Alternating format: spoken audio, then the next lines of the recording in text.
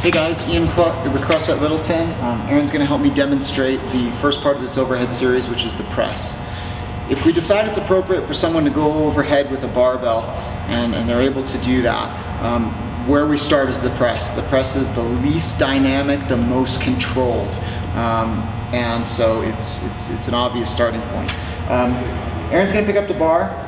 Her grip on the press is going to be almost on top of her shoulders, basically. At least that's how we teach it at our gym. So when she brings that bar back up into kind of a semi-rack position, she's going to have her hands at most maybe half overlapping her shoulder, if not directly on top of her shoulders.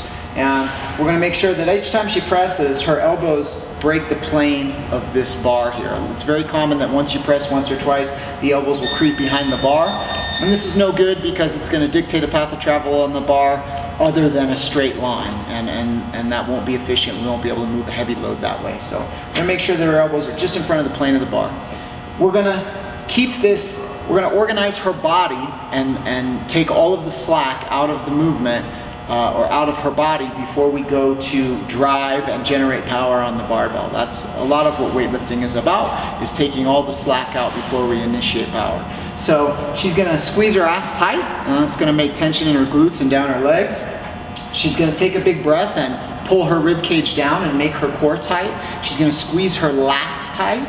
She's gonna squeeze that bar tight and white knuckle the bar. She's gonna pull her chin back and out of the way, and then she's gonna drive that bar in a straight line overhead.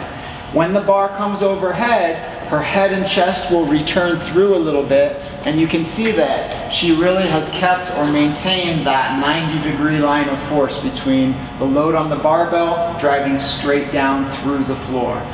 Sometimes athletes will have this bar forward of this position here. This is no good. You can see what it's doing to her back, and a lot of times I notice this is caused by them looking up, or looking up can be a contributing factor. When you go overhead, you do not look up at the barbell. You look straight ahead. That's a big one. So here in this position, she brought her head and chest back through, and we have a nice straight line here. Another check I like to do for clients at the top is that once they arrive at the top, I want them to turn their core back on and pull their rib cage back down and get this midline more back into the neutral position. Because when this is released, then she might be loading her low back a little too much at the top here, and this is no good. So at the top when they finish, we also finish by pulling the core down and then bringing that midline back into a neutral position. And that's it for the strict press, guys. So she'll bring it back down. We'll do one more rep. At the bottom, she makes sure that her elbows are just in front of the bar. All right, we do this process again. She squeezes her ass tight, core, lats, squeeze the bar tight, pulls her face back and out of the way, drives that bar straight overhead, finishes by head and chest coming back through and turning her core back on, making sure that her midline is stable, and we have this nice 90-degree line of force with the ground. This is a proper overhead position, and this is what we're going to look to carry through for both the push press and the push jerk as well. I'm sure there's lots of details that are missing in there.